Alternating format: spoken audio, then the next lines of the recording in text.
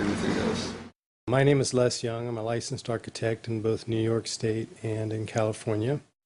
I've been involved in many large projects, including overseeing several high-rise buildings ranging in size from 14 stories to 40.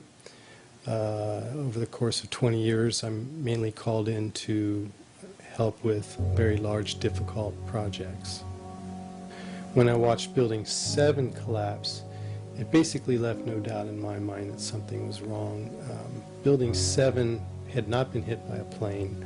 To me, it was obvious that there was some controlled demolition and some explosions involved.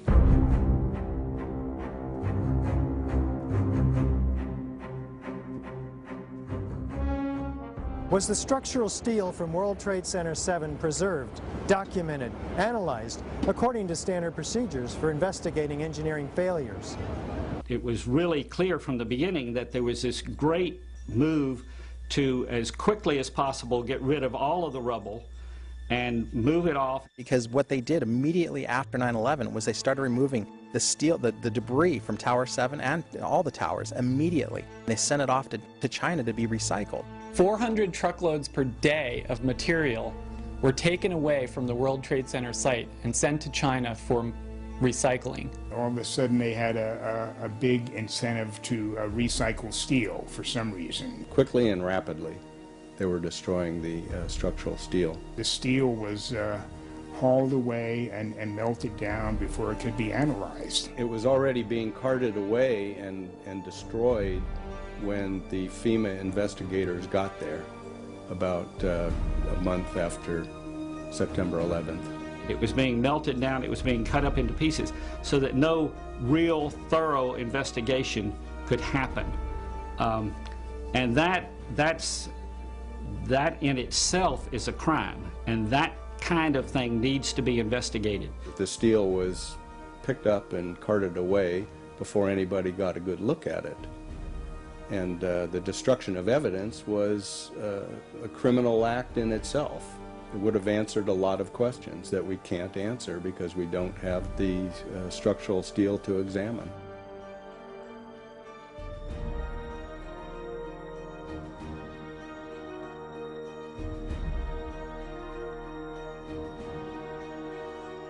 There were laws violated in the destruction of that evidence. And for the American Society of Civil Engineers to ignore those events is extremely disturbing and is a violation, in my opinion, of their professional code of ethics. It was contrary to the way all investigations are done. If an airplane crashes, they seal off the entire area, nobody touches anything, they move it to a secure location, and they reconstruct an aircraft.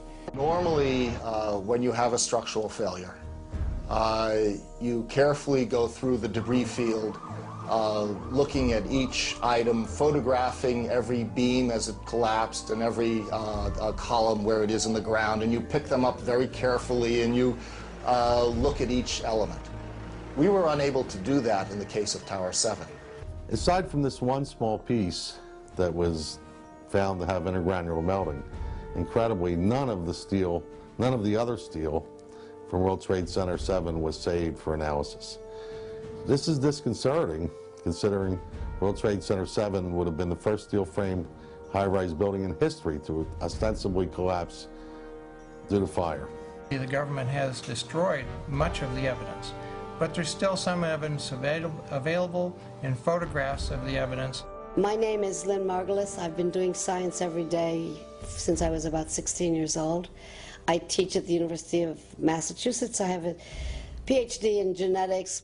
I reconstruct the past, natural history, from clues taken to be representational, and that's exactly what we're doing with reconstructing of why the buildings were destroyed in 9/11. In historical science, that's what must be done. In 1999, I was a recipient of the President's Medal of Science from Clinton, and I received the Da Vinci Award, that is the membership in the Da Vinci Society. You can't do science when you are deprived of the evidence and when your hypothesis is the least valid instead of the most likely. When the most likely hypothesis in the case of Building 7 wasn't even mentioned, this is not science. So the claim is that it's something else. It's trying to prove preconceived ideas.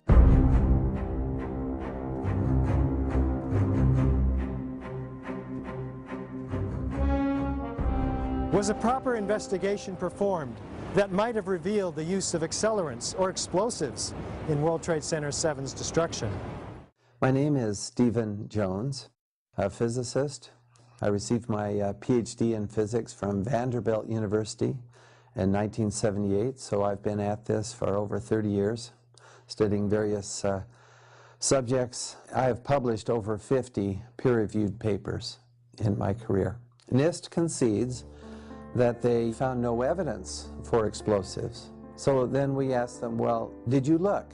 And they said, no, we did not look for explosives or residues of explosives.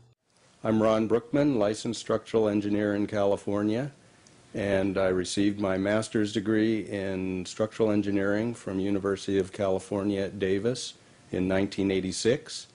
I've been practicing structural engineering ever since then. NIST never did a proper evaluation of the collapse site and the debris. World Trade Center 7, I would have expected they would have tested for explosives also, because of the nature of the collapse and the unprecedented nature of a steel-framed high-rise building collapsing in such a fashion. My name is Roland Nagel. I'm a civil engineer registered in the state of California. I've been practicing in California since 1967. I'm a graduate of the University of California. And my practice has included, among other things, design and testing of structures that were designed to withstand blasts. Specifically, for instance, the launch facilities for the Minuteman missile system. I was a Green Beret for 6 years during the 60s. I was trained in the use of demolitions, and I blew a lot of things up. One of the things that we did was go out and attack structures, analyze them as to where their weak points were, learn how to place explosives at points that would cause them to fail, and then actually demolish them and analyze our results. So the method of how to attack a structure and cause it to fail with explosives was one of the things that I learned through my military training. Well, the American Society of Civil Engineers was brought into this investigation early on.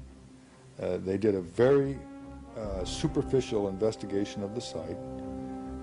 They issued a report without any significant forensic examination, and there were laws violated in the destruction of that evidence.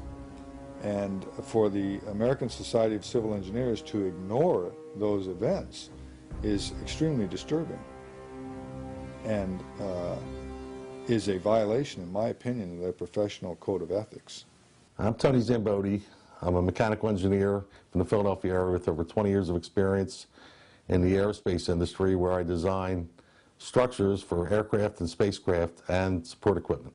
Neither NIST or FEMA followed standard protocol for fire and explosion investigations, or just fire investigations for that matter. National Fire Protection Association Guide number 921 calls for saving the evidence and being prepared to justify why you wouldn't. It also calls for testing for accelerants and explosives when high-order damage is involved. NIST did not do this. NIST is often responsible for generating information which the NFPA guides are written from. It makes one wonder why the NFPA standard would not be followed in this case. NIST has not answered this question publicly. There's national standards that need to be followed. And when I started looking into that, I went into the investigation manual. And so it's called the NFPA 921, and it's the fire and explosion. It's the guide for fire and explosions investigations. And so what it is, it's a national standard. So if an investigator from New York has to come out to the West Coast to help with something, they can fit right in seamlessly into the system and know what their role is and what they need to be doing. And so I went and I got the manual from 2001, and I went back and I looked at the footage from the original days of 9/11. There were all kinds of firefighters and civilians that were reporting explosions. Okay, all right. Here, hold on. You want to call your mother or something?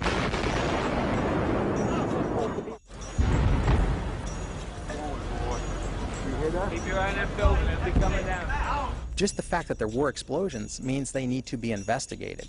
Terrorists used explosives in '93. We had witnesses to explosions. We have audio recording of explosions. We have overwhelming evidence that there were some explosive events. The manual gets into thermite, and if it says if you have melted steel or concrete, which we had on 9/11, and there's videos of it, people can see it, we should test for it. It says when you have melted steel or concrete, you test for thermite. So the fact that they're not testing for it is crazy. We had 3,000 Americans murdered, and we had the first 3 high-rise and steel collapses. We have all these reports of explosions. We have the vans pulled over. We have the history of terrorists using explosives. It's absolutely ridiculous that there's no excuse for it. It's criminal, in my opinion. It's absolutely criminal that they refuse to follow the national standards, and the national standards say that they should be testing that for explosives. One of the other big issues we have, the firefighters that are members of the Firefighters for 9/11 Truth, is just the blatant destruction of evidence. We're not talking about a little bit of evidence. They destroyed all the steel, basically the bones of the building that would have told us how this first high-rise steel structure in history that hadn't been struck by an airplane, all it had was a few fires on several floors, and it had only been burning for a few hours. We've had other high-rises burn much longer. The way we could have learned from this was analyzing that, looking at the steel and seeing how this collapsed and how it failed and which steel members did what.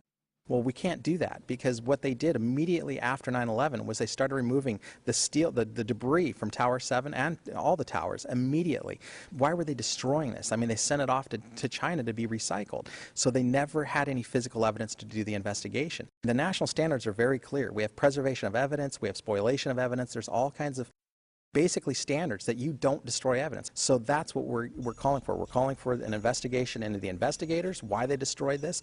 We're calling for a reinvestigation that follows national standards. And the big thing is everybody says this is in the past, leave it in the past, and that's not true. We have ground zero workers dying today. They're getting cancers, and several of them don't have medical insurance. The FDNY, most of them are being taken care of by the department, but there were so many thousands of volunteers and members of other departments that showed up, and they were there for months afterwards, and they don't have the medical coverage. They can't make their house payments. They're sick and dying, and we as a country are ignoring them. We promised we'd never forget, but it looks to me like most people have forgotten, and they want us to forget, and that's what we're here for, is to basically just ask people to take another look into this, show some compassion, and let's help our brothers and sisters out and really reinvestigate 9/11.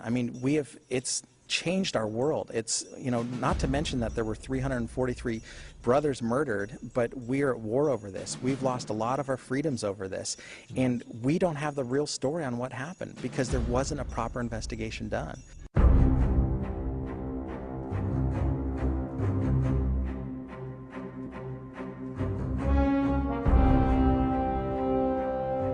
As reported by the New York Times, engineers were baffled by the collapse of Building 7. Since no steel frame high-rise has ever completely collapsed due to fire, how are we to understand this mysterious event? My name is Scott Granger. I'm a licensed fire protection engineer. I'm licensed in 13 states. I've been in private practice for 25 years. I've been a practicing engineer for 39 years. 50% of my practice is in forensic engineering. Steel structural frame buildings, high-rise buildings, simply do not collapse due to fire. There has never been until 9/11 an experience where a high-rise building that was steel frame completely collapsed. There have been fires burned longer in similar structures without any collapse. In my previous career as a fire